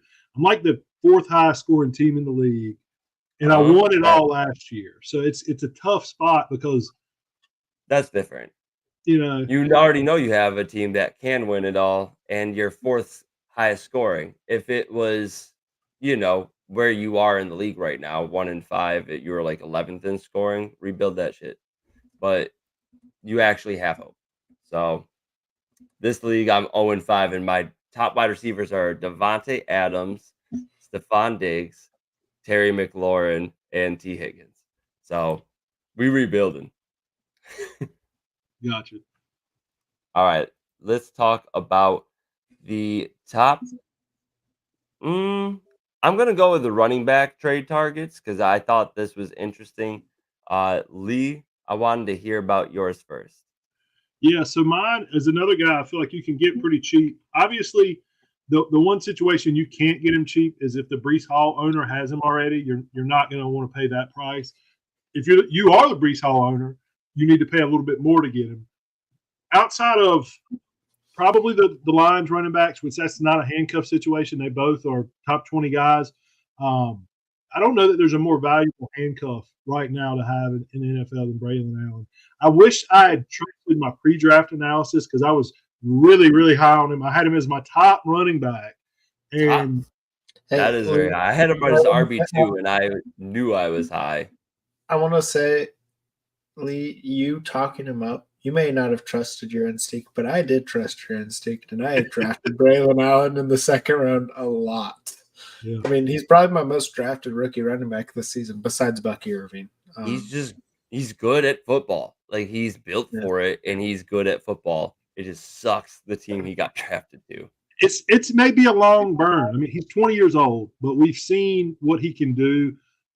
It may be one of those scenarios where it's not on the Jets. Maybe he plays out that 4 seasons, and he's 24, signing his 2nd contract to be a starter. But if Breece Hall goes down, he's a top 12 running back, and I don't think there's any question about it. So I think you can get him pretty cheap, and you can. There's still some standalone value because he's going to get some run. But yeah, I like him long term, and redraft if you can get him for cheap. Who knows what Breece Hall's health looks like, all season long. Yeah, honestly, even this year, there's been a couple times where running back have been hurt and I've had Braylon Allen where I've been like, I don't mind. Do I play him? And I've been you're already questioning him when he's already got Breece Hall in front of him, and it's his rookie year, 20 years old. Next year, is he not going to improve it? Is he not going to be a guy that you're going to be like, oh, I'm going to throw him in my flex or something like that, and you'll be okay with it at least? Like, he's going to be at minimum a very solid depth piece for the next 2-3 years with upside of Breece Hall going down. I have him on 2 of my 4 dynasty rosters, both on the taxi squad, and that's kind of what I run into. One of those 2 teams is a 16-team IDP league. It's deep as hell. So, the bench players aren't so great. I do have Saquon, David Montgomery, and Tank Bigsby. So I haven't had to pull him off the taxi squad yet. But when you watch him perform how he has, it's hard to keep him there.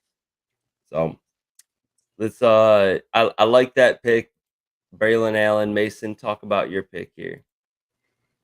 At RB, I got Eckler.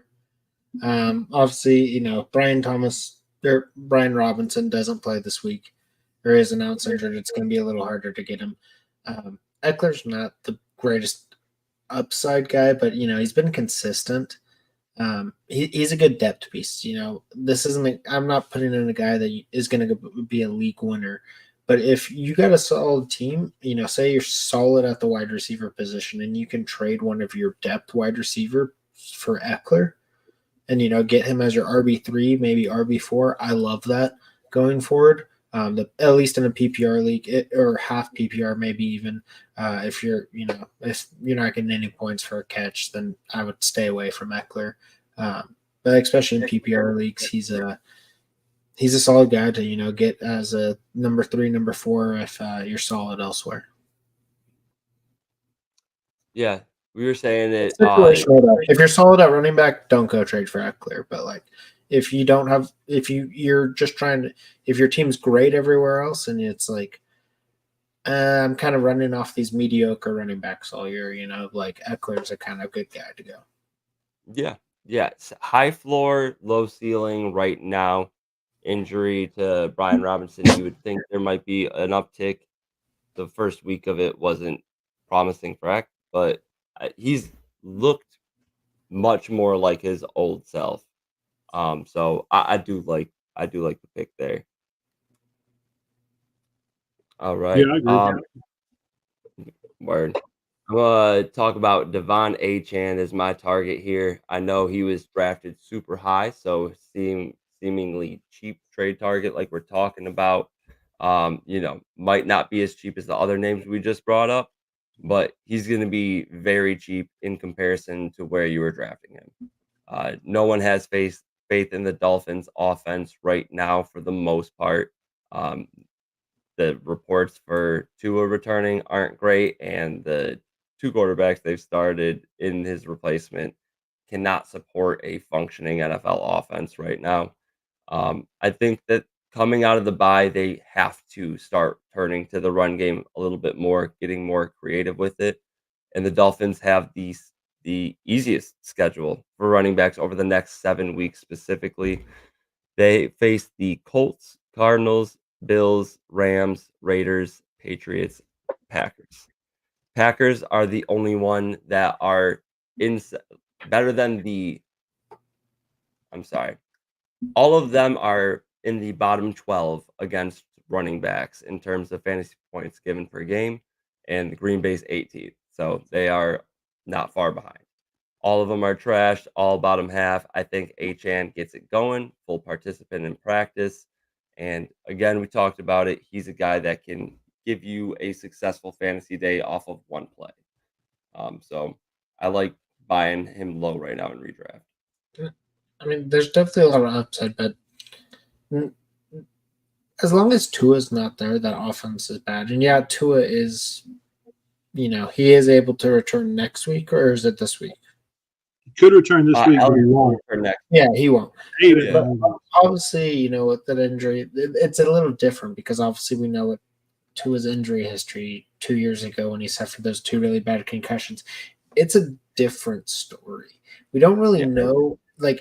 Tua is eligible to return, but have you heard them say he's going to come back this day? Have they given a definitive date where they're like, oh yeah, he's most likely going to come back here? They really haven't yet. Tua could be out for another 3-4 weeks, and say if he is, and you trade for Achane, and you're not a team that's already on top and has a good record, that could lose your league, giving up other assets for a guy that's just going to kind of struggle off of a bad offense for the next 3-4 weeks.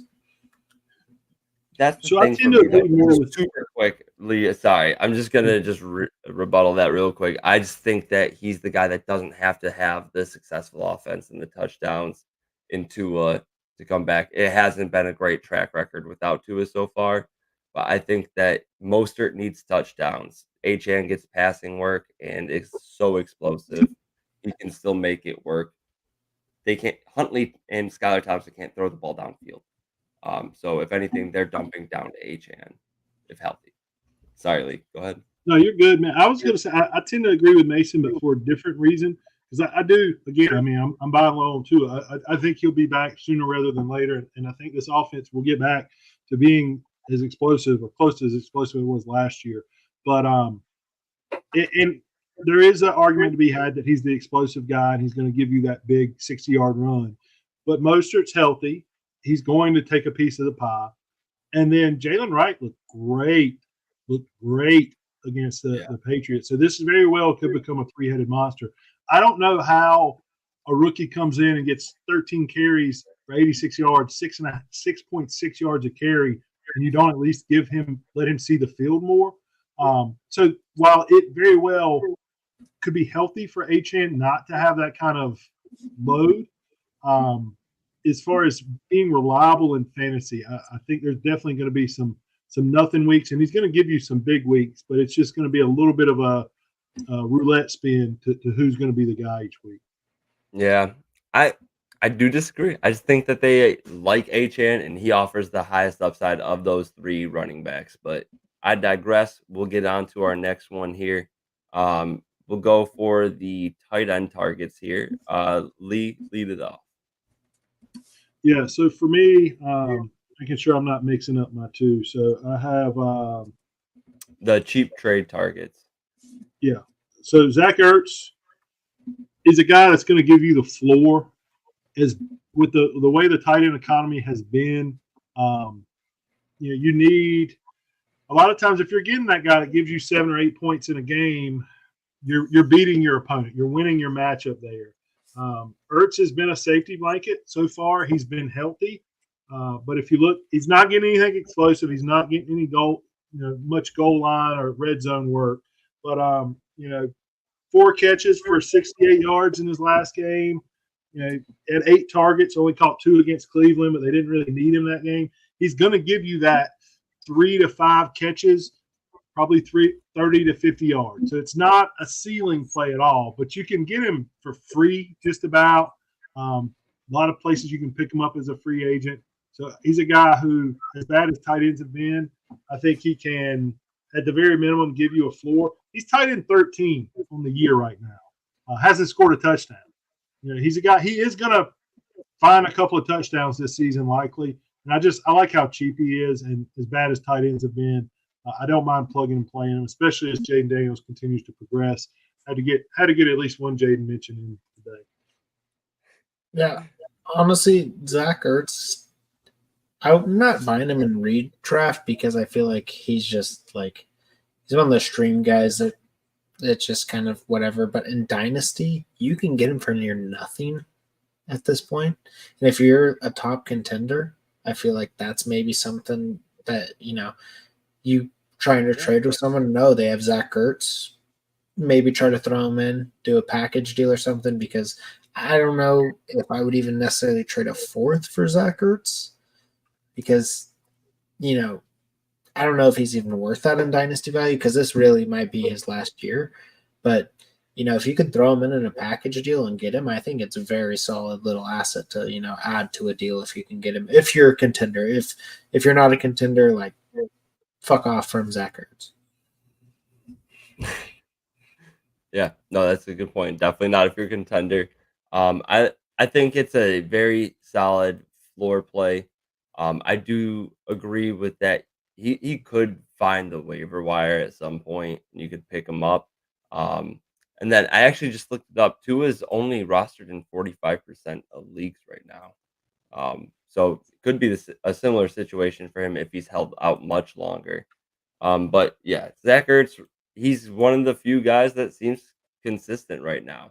I do like Ben Sinnott, but rookie tight ends take a long time to develop. So, all right, Mason, you got your boy you talked to him about a little bit earlier. Hit us up. Who you got? Yeah, like I kind of mainly I touched it earlier, so I'm not gonna get too much into it. But just it's gonna be a slow couple weeks. Like I said, it might not be the best time to buy him right now because people are getting ready for him to come back. But give him 1 or 2 weeks of kind of struggling just because he's not going to be 100% healthy. If they do force him into this lineup after, because he is in that 21-day window. But I just think playoff time, if you're a contender and you can afford to trade for him right now and you're a little weak at the tight end position, come playoff time, he's going to be a solid asset to your roster. Yeah. I mean, I've been holding on for TJ Hawkinson in quite a few leagues. Just willing to get by on streaming for the first like 8 weeks or so. I'm not trading him to anybody for anything right now, personally. I know we talked about that a little bit Bold earlier. statement. Brock What's Bowers? that? That's a Brock bold Bowers. statement. That's the name. That's the name. Yeah. I would trade a lot for Brock Bowers just to make up for my mistakes. But yeah, no, I think TJ Hawkinson is going to be. We were just saying that it's hard to find a consistent guy out there, and I think he is going to be that consistent, piece for your fantasy lineup heading on from like week 12 on, especially, and if not week 10 on. Lee seems like he's on board as well. I got David Njoku as my target. Browns have the third easiest schedule for tight ends over the next 7 weeks. The Browns obviously just traded Amari Cooper. We have no real threat in the pass game except for Njoku, but it's not like he's going to get the team's best cornerbacks. Jerry Jeudy, going to be the top wide receiver on the team. He's going to be shadowed.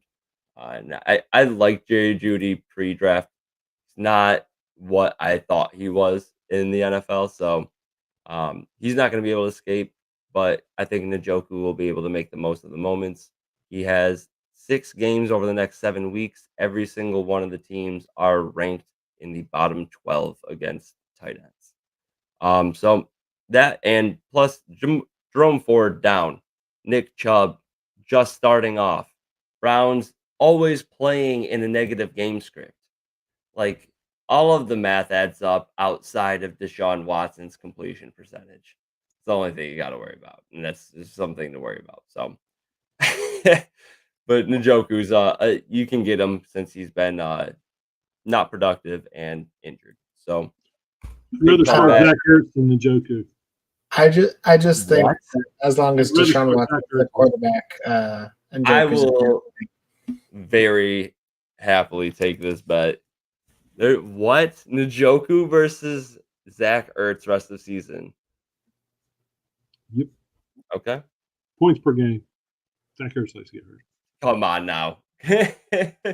Just sneak it in at the end. As that Njoku. I wasn't putting it as a bet. You took it as a bet, so I get to put in a term. I just said, I'm sorry. I don't want any of the Cleveland offense. None of them. All right. Points per game. That's fine with me. We're going half PPR then, though. Okay. All right. On the board. Oh, hold on. I didn't write your name. I know where you stand, Lee. This is a team bet, but Mason. And in the points per game, Njoku gets hurt too. So, I mean, it's not like a huge. They both get hurt for sure, but Zach Ertz is 33. He's got a quarterback that can win the ball. I'll give you that. He's on a better offense for sure. So I would say, you know what? Let's hit up the wide receiver cheap trade targets. Let's regather on the players to target under 50%. I'll list off who we have at the end of it, just to give you guys the names. But we'll need more time to talk about these guys, or who might be on the waiver wire next week. But last up, we got the wide receivers. Mason, lead it off with your cheap trade wide receiver target. I'm gonna say Olave, and I know he's been a disappointment this year with Carr and everything, but Rattlers look different, and I think just I'm willing to take that shot. He probably won't. He's not playing this week, I believe, but I think they announced him out already. But just I'm willing to take that shot with the Rattler, especially.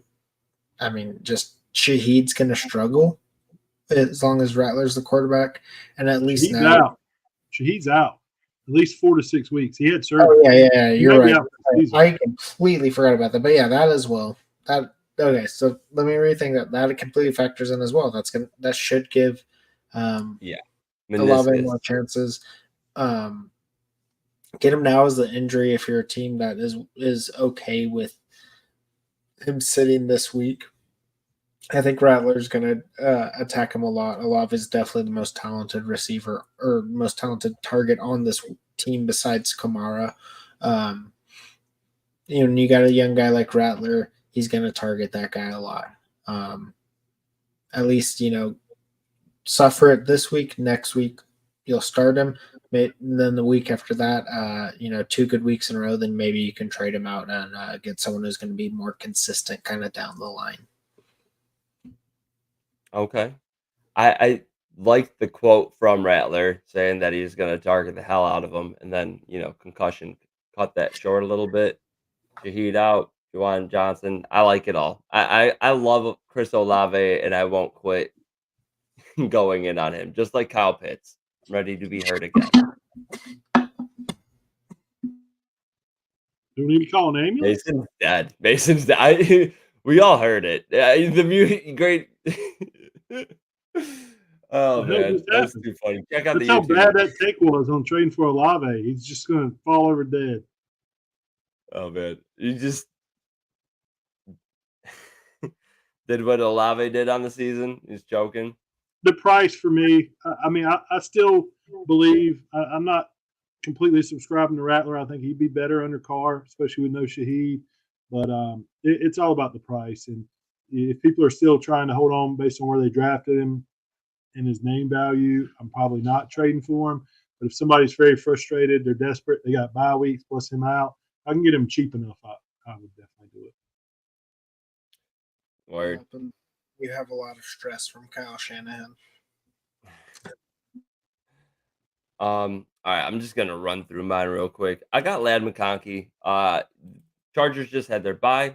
I feel like a lot of times rookies will come out of the bye weeks with a stronger game plan for them in mind, especially when the surrounding cast has not really lived up to par. Gus Edwards going on the IR could factor into, it's just J.K. Dobbins back there and Vidal. So I think that they could focus a little bit more on the pass game, and they already did in their first game off of the bye. Herbert had his most attempts, completions, and yards in this game, and it was against the Denver Broncos, who are number 1 against wide receivers, have an incredible pass defense, and they still had success against them. I think McConkey's quick and twitchy and will get the job done. He's not going to be sexy and hasn't performed incredibly so far, so you can trade for him on the cheap. I think that he's a great trade target, but he's probably not. He's just good enough to not be on any waiver wires, but you can go acquire him very cheap. Also has the 9th easiest schedule over the next 7 games. I choose 7 games because the rest of the season's too long to keep up with whose defense is performing at the best. 7 weeks gives you a nice little preview, though. I think he'll really do well over that span. Yeah, maybe. The offense, the system scares me. It seemed like no one had anything to say, so I was just going to be like, hey, everyone agrees, and we'll move on. But fuck you, Lee. I mean, maybe. I do think he's shown flashes, but I think Herbert's not right either, and that combined with the system does scare me a little bit. But he's a flex guy with bye weeks. It's not the only time I think you're playing him until further notice. Right. Not necessarily a trade target for you. In the past, volume has been low. I just feel like maybe coming out of the bye, there's a little bit of hope with that schedule coming up too. We'll see though. Lee, I liked your target here. Why don't you tell the people who you got? So it really plays into my quarterback target as well. I believe that we're going to see a nice uptick. I believe Tua will be back within the next few weeks. And Jalen Waddle is a guy who I think you can probably get cheaper than even Olave right now, who was drafted maybe a little bit after, but kind of in that same area. People that have been stuck with this Miami offense are not doing well for the most part, and they're going to want to get out. So I think you could get him very, very cheap, and I think in a couple of weeks his price is going to skyrocket back up as this offense gets back to what we thought it was going to be. Yeah, that one would need Tua to coincide with the return. But they do have the 12th easiest schedule moving forward. That I did do that rest of season after just saying I would only do 7 weeks. Let's see. Over the next 7 weeks, Miami has the 15th easiest schedule. Not too bad. Indy, Arizona, Buffalo, Rams. They'll need to pass. I just don't want to see this offense without Tua anymore. But really, obviously, his health over all the rest. But yeah, this offense is not fun. It's not that same high flying, speedy offense. So hopefully Tua can get back to health. We are going to talk about the players to roster under 50% in more detail next week. I will list off the guys who we had here, though. My quarterback target was Aaron Rodgers, and to be honest, he just moved up to 50.4% rostered. So technically cheating. But Lee, you got Trevor Lawrence. Mason has Matthew Stafford. I have Demario Douglas, shockingly, after the waiver wire still at 35%. Lee loved Noah Brown. I really think him as a wide receiver 2 in this passing offense is going to pop. Trey Tucker also can take anything to the house. So love those 3 wide receivers. I got Roshan Johnson. Lee, you have Justice Hill. Mason, you have Sean Tucker. All 3 have upside, different types of upside. But I have K. Dotton as the tight end, and Lee, you have Taysom Hill coming back from a injury. Mason, I don't know how I didn't read this yet, but I'm not surprised to see Noah Fant listed here. Okay, Not well, surprised. hold on. I know at we're going all. quick over, and I mentioned earlier that this is who I was going to talk about. The Titans have sucked. Yeah. And if I, no offense, had a Titan 8 week, and I believe it's a Titan 3 week. I'll look it So up right now. it has. I might be wrong about the Titan 3 week, but he's currently Titan 15 in center PPR. I mean, Titans have sucked. So when you're looking for a guy who's kind of like a streaming guy, he's someone to watch from week to week. Who's the matchup? Titans a very weak position this year. So no offense, had 2 top 10 weeks. So he's some guy to definitely watch at the waiver wire. Yeah, I mean, he's got the athleticism. He has a tight end 8 and a tight end 6 week in week 3 and 6. Um, there's a lot of talent on that offense, and that's what worries about me about Noah Fant is just the predictability. Um, high upside if you just need to throw him in, but Taysom Hill, kind of a similar situation. When he's healthy, he is a little bit more leaned on, but you never know when that touchdown's going to come. Well, my thought on him is, I mean, the Shaheed injury, the Olave injury, Rattler in at quarterback, desperate for weapons on offense. I think he's going to get a lot more playing time, not just at tight end. I think he's going to get more playing time at some at quarterback in the red zone, more than what we would have seen with Carr, some at running back. They're desperate for a playmaker. So as bad as tight end has been, I think you need to go ahead and pick him up, though. I think there's going to be, especially with no wide receivers. Bub Means is going to be the wide receiver 1 this week. This is going to be a Taysom Hill week, and his price is going to go up. He's going to be rostered in a lot more leagues after this week. So he's a great stash for me right now. Yeah. The only thing that worries me is that it's a rib injury and he's such a physical runner. But who knows how bad the injury is, how it will repair. I do love Taysom Hill as a player as much as he's hated on in fantasy circles. I feel like for the most part, he's a guy who can do it all. But yeah, If I was to talk about anybody, it's going to be Demario Douglas. Demario Douglas, can't believe he's still at the roster percentage that he is. Drake May, ton of pop. Demario Douglas, ton of involvement. 9 targets in 3 out of the last 4 weeks. Guy has been electric. Definitely the most electric playmaker they have in the receiving game, in my opinion.